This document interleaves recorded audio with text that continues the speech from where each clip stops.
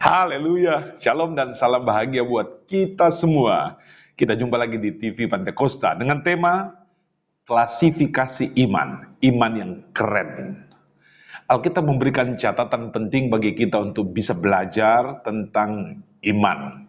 Dan kita akan membuka dengan dua ayat. Yang pertama disampaikan oleh Tuhan Yesus dan yang kedua disampaikan oleh Rasul besar, Rasul Paulus. Ini yang pertama. Aku berkata kepadamu, ia akan segera membenarkan kamu, akan tetapi jika anak manusia itu datang, adakah ia mendapati iman di bumi? Lukas 18 ayat 8. Ini merupakan ungkapan dari Tuhan Yesus Kristus. Dalam ayat ini ada terkandung maksud dan pemikiran daripada Yesus bahwa ke depan situasi manusia akan semakin sulit dalam hal iman. Sehingga dia membuat sebuah pertanyaan. Jika anak manusia itu datang, apakah ia akan mendapati iman di bumi? Ada prediksi Tuhan Yesus Kristus tentang situasi ke depan akan semakin sulit dan banyak orang akan meninggalkan iman. Nah, apa yang disampaikan oleh Tuhan Yesus ini harus menjadi konsentrasi kita bersama. Kita mesti perhatikan dalam hal ini terkandung maksud setiap orang Kristen, hamba Tuhan dan umat Tuhan harus menjaga iman, memelihara imannya. Nah, ungkapan kedua dari Rasul Paulus dari apa yang saya mau kebukakan di sini adalah dalam 2 Korintus 4 ayat 13. Namun karena kamu memiliki roh iman yang sama, seperti ada tertulis, aku percaya sebab itu aku berkata-kata, maka kami juga percaya dan sebab itu kami juga berkata-kata. Roh iman, semangat iman, spirit iman. Ini merupakan tenaga iman, nafas iman. Rasul Paulus menyatakan itu tentang sesuatu yang hebat, tentang iman itu. Ada spirit, ada energi, ada kekuatan daripada iman itu. Sehingga mereka memiliki kemampuan besar untuk berkata-kata, menyampaikan kabar Injil itu. Puji Tuhan. Selanjutnya mari kita ikuti bersama 20 klasifikasi iman yang keren. Kita mulai yang pertama. Ikuti satu persatu dan kita menambang berkat, menerima berkat dari firman yang luar biasa ini. 1. Tambahkan iman kami. Ini merupakan permintaan murid-murid kepada Tuhan Yesus tentang kebutuhan mereka mengenai iman. Mereka ingin sekali iman mereka itu bertambah. Tentu saja hal ini sama dengan kita. Kita ingin supaya iman kita meningkat. Step by step. Makin lama, makin kuat, makin kokoh, dan makin berenergi. Makin memiliki tenaga. Lukas pasal 17 ayat 5. Lalu kata rasul-rasul itu kepada Tuhan, tambahkanlah iman kami. Jawab Tuhan, kalau kiranya kamu mempunyai iman sebesar biji sesawi saja, kamu dapat berkata kepada pohon ara ini, terbantunlah engkau dan tertanamlah di dalam laut, dan itu akan taat kepadamu. Di sini Tuhan Yesus menunjukkan mengenai kemampuan, kekuatan, tenaga dari iman itu. Bahkan pohon arah dapat dipindahkan, terbantun dan terlempar ke dalam laut, tertanam ke dalam laut. Dan ia akan taat kepadamu. Iman yang luar biasa. Itulah sebabnya marilah kita tetap meminta kepada Tuhan agar supaya iman kita itu ditambahkan, diperkuat, dan diperkokoh. Tuhan tahu kebutuhan kita, Ia akan menjamin kita. Nomor 2, iman pemindah gunung. Haleluya. Ini merupakan ungkapan Tuhan Yesus Kristus kepada murid-muridnya dalam Matius 17 ayat 20. Ia berkata kepada mereka, karena kamu kurang percaya atau kurang beriman, sebab aku berkata kepadamu sesungguhnya sekiranya kamu mempunyai iman sebesar biji sesawi saja, kamu dapat berkata kepada gunung ini, pindah dari tempat ini ke sana. Maka gunung ini akan pindah dan tak akan ada yang mustahil bagimu. Haleluya. Pernyataan Tuhan Yesus ini adalah bukan cuma sekedar pernyataan, tapi ini adalah firman. Sebab setiap ucapan dari Tuhan Yesus itu adalah firman. Dan firman itu tenaga yang luar biasa. Dan kalau itu ada di dalam diri kita, Tuhan Yesus berkata, iman sebesar sebiji sesawi. Biji sesawi itu kecil sekali, lebih kecil dari biji sesawi itu lebih kecil daripada beras. Dan sama besarnya dengan ya kecil sekali sebenarnya. Biji sesawi itu sama besarnya kalau kita temukan di beras, ada dalam bahasa yang sering disebut pale-pale, itu kecil sekali, lebih kecil daripada ya. Nah, biasanya kalau di Israel orang pergi ke sana membawa souvenir biji sesawi pulang ke Indonesia. Sangat kecil. Tetapi walaupun kecil, iman sebesar biji sesawi seperti daya ledak nuklir, memiliki kekuatan yang besar. Kecil sekali memang. Akan tetapi, kalau kita memiliki iman, maka kita dapat memindahkan gunung. Ada banyak kesaksian tentang peristiwa ini, seperti terjadi di India, seperti terjadi di Mesir, ketika orang-orang Kristen dianiaya, dan mereka mau dibunuh, dibantai. Dan penguasa di sana berkata, kalau kamu dapat memindahkan gunung itu, maka kamu akan dibebaskan. Itu terjadi di Mesir. Kisah tentang Bukit Mukatam yang ada di Mesir, di mana gunung itu bisa berpindah. Ini mujizat. Iman yang kecil, sebesar biji sesawi, kalau dimanfaatkan, diberdayakan, itu sangat dahsyat hasilnya. Tidak ada yang mustahil bagi Tuhan. Nomor 3, iman yang besar. Ini tentang iman kepala perwira di Kapernaum. Seorang yang bukan orang Yahudi, tetapi ia percaya pada Yesus. Dia yakin bahwa Yesus itu berkuasa. Dia punya masalah. Ada yang sakit di rumahnya. Seorang anak. Kita lihat. Matius 8 ayat 10. Setelah Yesus mendengar hal itu, heranlah ia dan berkata kepada mereka yang mengikutinya, aku berkata kepadamu sesungguhnya iman sebesar ini tidak pernah aku jumpai pada seorang pun di antara orang-orang Israel. Tuhan Yesus sudah memberikan penelitian, sudah memberikan penilaian dari sebuah penelitian yang ia telah lakukan, bahwa di antara orang-orang Israel tidak ada iman yang sebesar perwira Kapernaum ini.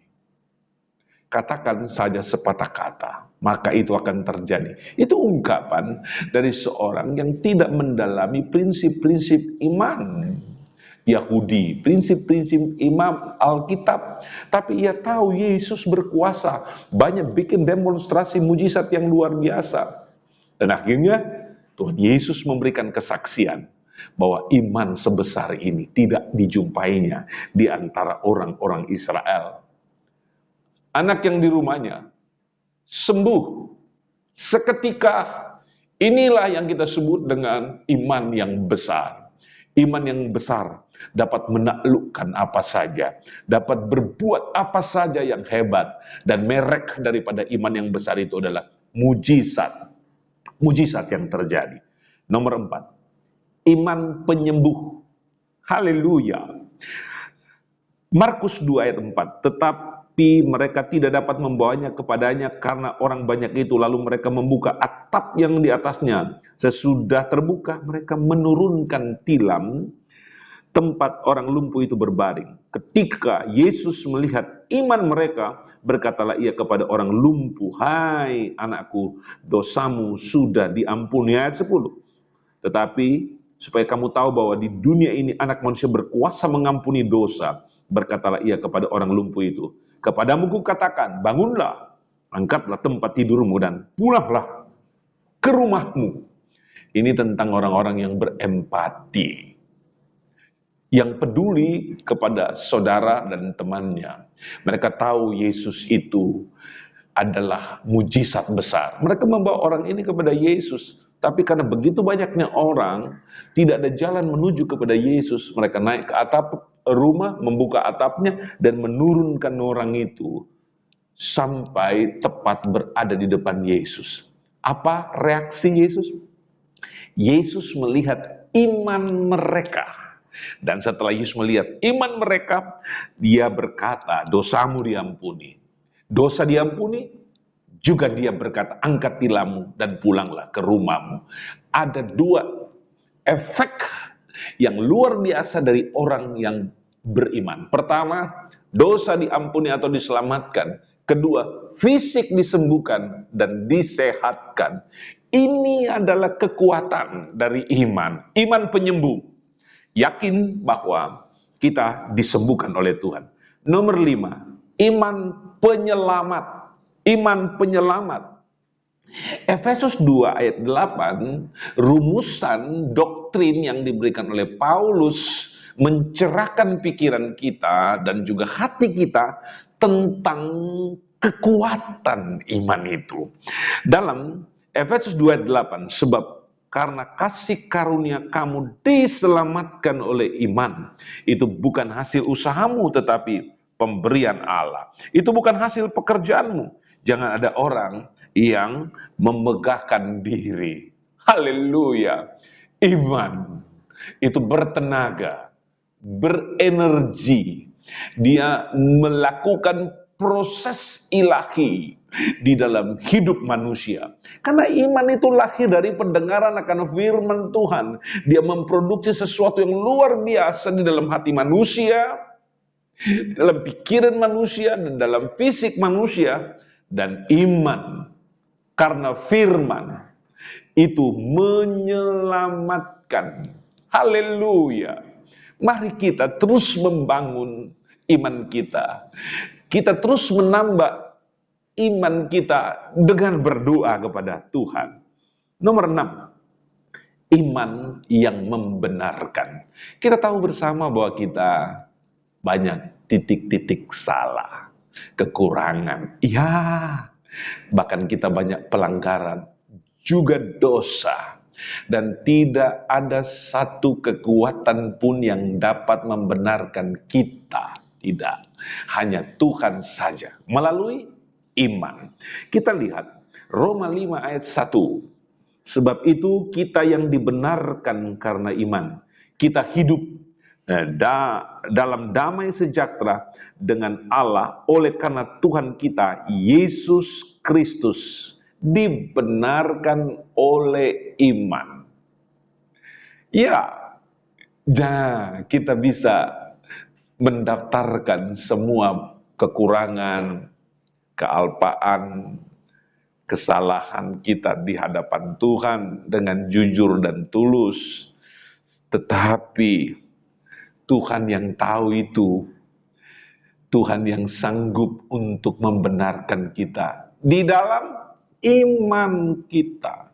Jadi jangan sekali-kali pun kita dalam kehidupan kekristenan mengabaikan iman. Tetaplah beriman. Nomor 7, dalam klasifikasi iman ini, penuh iman. Dalam Kisah Rasul 6 ayat 5, usul itu diterima baik oleh seluruh jemaat. Lalu mereka memilih Stefanus, seorang yang penuh dengan iman dan Roh Kudus, dan Filipus, Prokorus, Nikanor, Timon, Parmenas, Nikolaus, seorang penganut agama Yahudi dari Antioquia. Di sini ada 7 orang yang penuh dengan iman dan Roh Kudus. Mereka menjadi orang terpilih, orang-orang spesial, memiliki klasifikasi spiritual yang unggul. Dan ke-7 orang ini dipilih menjadi presbuteros, menjadi penatua dan diaken di gereja Yerusalem. Inilah pelayan-pelayan Tuhan pertama dari jemaat. Dan mereka adalah orang yang totalis dalam pelayanan pekerjaan Tuhan.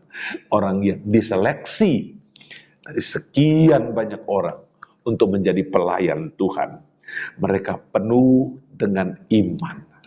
Dengan demikian mereka dapat menjalankan tugas-tugasnya dengan penuh tanggung jawab dan setia. Nomor 8, iman yang sempurna. Kita tengok dalam Yakobus 2 ayat 22. Kamu lihat bahwa iman bekerja sama dengan perbuatan-perbuatan. Oleh perbuatan-perbuatan itu, iman menjadi sempurna. Ada konektivitas antara perbuatan-perbuatan dan iman. Antara semua bakti, perjuangan, pengorbanan, pelayanan dengan iman. Iman yang sempurna. Haleluya. Ada orang beriman, tidak bekerja, tidak melayani, tidak berbuat, tidak berkorban. Itu salah. Ada orang bekerja, berbuat, kerja keras, melakukan apa saja, tapi tidak beriman. Ini juga salah. Ini merupakan 2 energi yang hebat.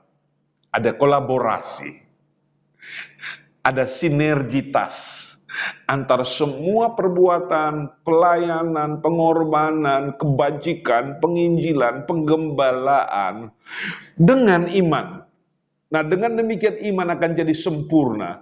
Ini menjadi paket yang sangat luar biasa yang harus terjadi dalam kehidupan kita semua. Puji Tuhan. Nomor 9, iman yang taat. Banyak kita melihat orang-orang Kristen tidak taat dalam kehidupan kerohaniannya, tidak taat pada firman, tidak taat pada pelayanan yang ditugaskan kepadanya. Itu salah. Kita harus memiliki iman yang taat. Dalam nomor 9 ini Roma 16 ayat 25 melaporkan untuk kita. Bagi Dia yang berkuasa menguatkan kamu menurut Injil kemasyuran dan pemberitaan tentang Yesus Kristus sesuai dengan pernyataan rahasia yang didiamkan berabad-abad, tetapi yang sekarang telah dinyatakan dan yang menurut perintah Allah yang abadi telah diberitakan oleh kitab-kitab para nabi kepada segala bangsa untuk membimbing mereka kepada ketaatan iman. Histori di dalam Alkitab tentang Abraham dipanggil pergi ke tanah Palestina, ke tanah Israel, ke tanah perjanjian, tentang orang Israel keluar dari Mesir, tentang kehebatan Musa dalam pelayanan pekerjaan Tuhan sesuai tugas untuknya, tentang Yosua yang berhasil menaklukkan tanah Kanaan, tentang Daud yang luar biasa sebagai seorang raja, tentang Salomo, tentang nabi-nabi. Semua histori dalam Alkitab itu sebenarnya menunjukkan ketaatan iman daripada tokoh-tokoh Alkitab. Dan ini sebenarnya harus membawa kita, membimbing kita semua, orang-orang percaya, untuk taat, ketaatan iman. Ini menjadi motivasi bagi kita setelah melihat perjuangan, pelayanan para rasul yang berhasil, tokoh-tokoh gereja yang menjadi contoh iman, pahlawan-pahlawan iman. Nah, ini dapat membawa dan membimbing kita kepada ketaatan iman. Haleluya. Orang-orang percaya di akhir zaman harus taat dalam imannya dan jangan mengkhianati imannya. Sekali Yesus, tetap Yesus. Nomor 10, iman yang sempurna. 1 Korintus 13 ayat 2. Sekalipun aku mempunyai karunia untuk bernubuat, aku mengetahui segala rahasia dan memiliki seluruh pengetahuan, dan sekalipun aku memiliki iman yang sempurna untuk memindahkan gunung, tetapi jika aku tidak mempunyai kasih, aku sama sekali tidak berguna. Ada hubungannya antara iman dan kasih. Seorang yang boleh saja berkata, aku punya iman yang sempurna, tapi kalau dia tidak mempunyai kasih, seperti gong yang gemerincing. Boleh saja seorang berkata, aku punya iman yang hebat, tapi dia tidak berangkat untuk pergi mengabarkan Injil. No. Oh, ada juga orang yang berkata, imanku hebat, tapi karya-karyanya nol. Tidak ada karya dan tidak ada perbuatan-perbuatan pelayanan yang terlihat. Itu kosong. Sama sekali kosong. Iman itu harus terlihat dalam perbuatan kasih dan kebajikan. Iman yang sempurna harus seperti itu. 11. Iman yang tegak. Iman yang tegak. Dalam 2 Korintus 13 ayat 5. Ujilah dirimu sendiri. Apakah kamu tetap tegak dalam iman? Selidikilah dirimu. Apakah kamu tidak yakin akan dirimu bahwa Kristus Yesus ada di dalam diri kamu? Sebab jika tidak demikian, kamu tidak tahan uji. Iman yang tegak, kuat dan perkasa. Ada orang berkata, mungkin imanku kokoh, tapi ketika godaan datang, tumbang. Ketika ujian datang, lemah. Ketika serbuan datang, mundur. Tidak teguh. Contoh iman adalah para rasul yang bahkan mati. Sebelumnya teraniaya dan menderita hebat. Bahkan para rasul hidup dalam kemiskinan, kekurangan, kelaparan, tidak berpakaian. Ada yang puasa karena terpaksa, mengalami aniaya yang sangat mengerikan. Tapi mereka tetap tegak di dalam iman dan tidak mundur setapak pun. Sekali Yesus tetap Yesus. Apapun yang datang, godaan sebesar, semenarik apa saja, camkan baik-baik. Kita harus tegak di dalam iman. Puji Tuhan. Nomor 12. Iman yang tulus ikhlas. Saudara-saudara, banyak sekali kita melihat orang kelihatan beriman, tapi padahal tidak tulus. Ini penghinaan terhadap kekudusan Yesus, kekudusan firman yang memproduksi iman. Di dalam 1 Timotius 1 ayat 5. Tujuan nasihat itu ialah kasih yang timbul dari hati yang suci, dari hati nurani yang murni, dan dari iman yang tulus ikhlas.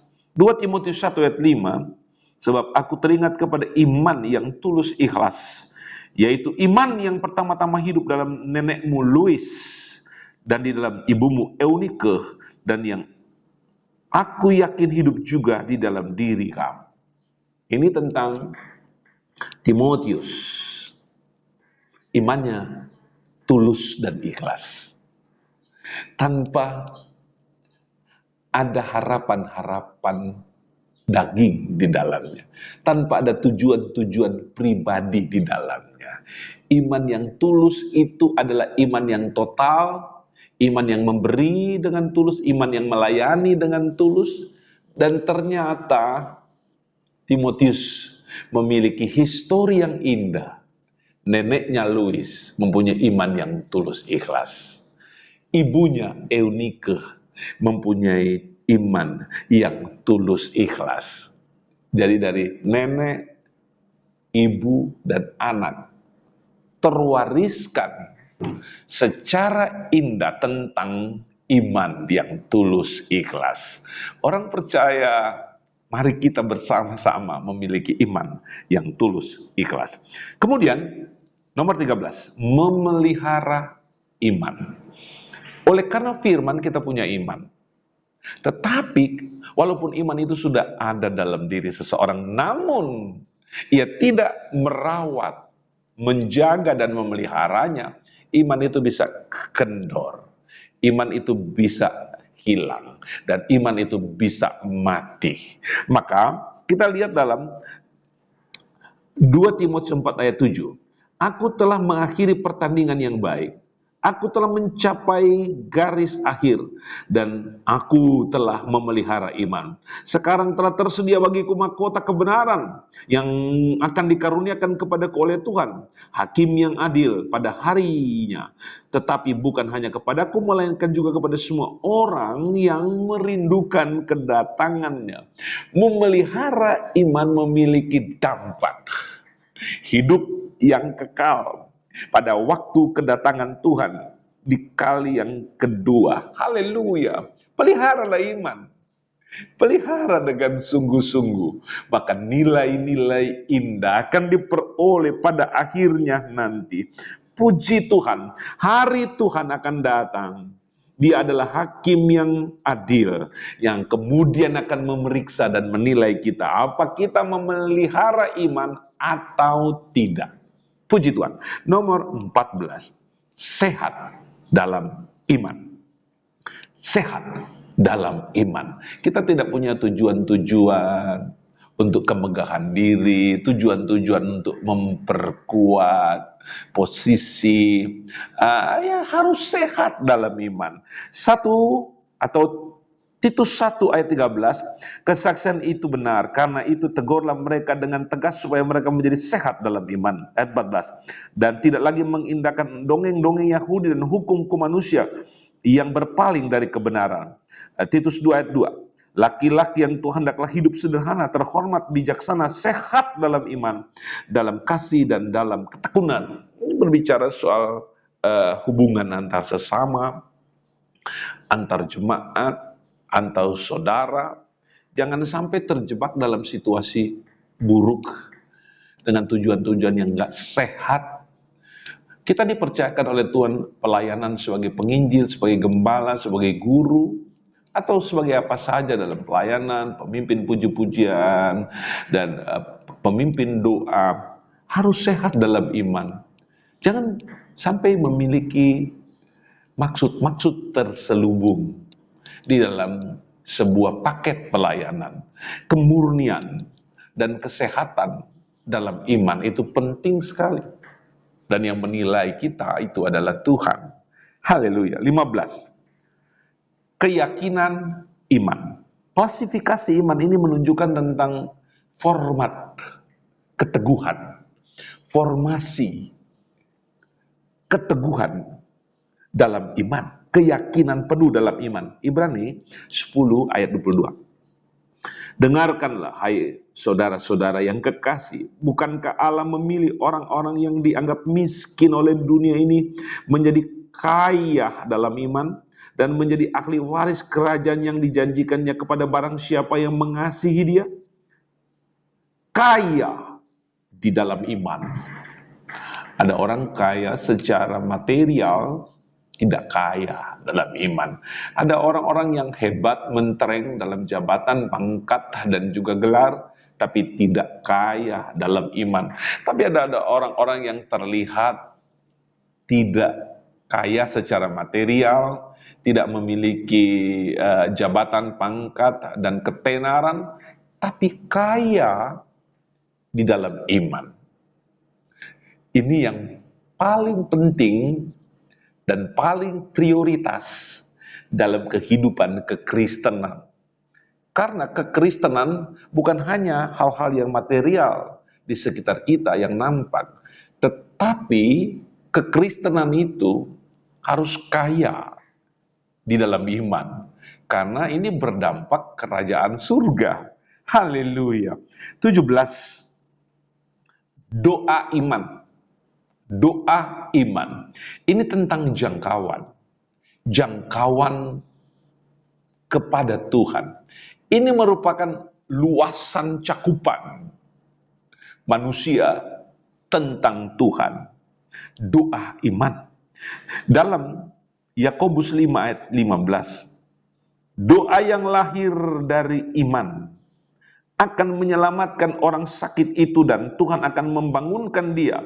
Dan jika ia telah berbuat dosa, maka dosa-dosanya itu akan diampuni. Ini tentang orang sakit dan orang berdosa. Namun kalau ada iman, ada doa iman, doa yang lahir dari iman, maka akan terjadi hal yang dahsyat dan hebat. Orang sakit itu sembuh dan dosanya juga diampuni. Dua tingkatan, dua objek masalah. Yang pertama sakit, itu adalah sakit fisik. Yang kedua, sakit spiritual, itu tentang dosa.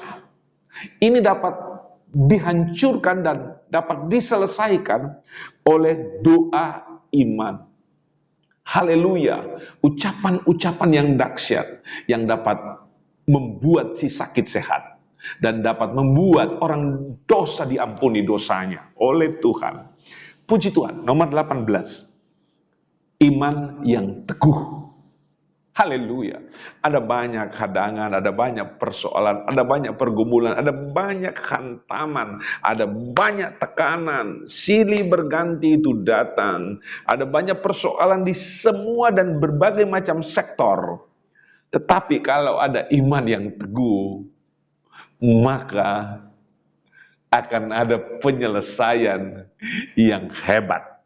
1 Petrus 5 ayat 9. Lawanlah dia dengan iman yang teguh, sebab kamu tahu bahwa semua saudaramu di seluruh dunia menanggung penderitaan yang sama. Arsitek dari semua serangan itu iblis. Dalang dari semua penghancur iman Kristen dan kerohanian Kristen ialah iblis. Dalang dari semua penderitaan untuk menghancurkan kekuatan kerohanian orang-orang percaya itu iblis. Nah, kekuatan yang dapat mengalahkan iblis, kekuatan yang dapat menghancurkan iblis itu ialah iman yang teguh. Milikilah iman yang teguh supaya kita kuat bertarung, mampu bertahan, mampu menyerang dan mengalahkan kuasa kegelapan di dalam nama Tuhan Yesus Kristus. Haleluya. Nomor 19. Iman pemenang. Iman pemenang. Kita nggak mau kalah, kita mau menang. Kita tidak mau jadi pecundang, kita mau menjadi juara. Juara secara spiritual dalam pengiringan kita kepada Tuhan. Kita memastikan diri kita tiba pada final. Dan kita disebut sebagai pahlawan iman. Pemenang dalam pertarungan kerohanian. Kita menang karena iman. 1 Yohanes 5 ayat 4. Sebab semua yang lahir dari Allah mengalahkan dunia. Dan inilah kemenangan yang mengalahkan dunia. Iman kita. Haleluya. Iman itu yang mengalahkan dunia. Dunia memang jahat. Dunia banyak tipu, dunia banyak manuver, dan dunia banyak kreasi, dan dunia banyak tipu muslihat yang ada di balik semua itu sebagai dalang, itulah iblis. Tetapi orang percaya, yang ada di dalam orang percaya dan orang beriman itu adalah Yesus.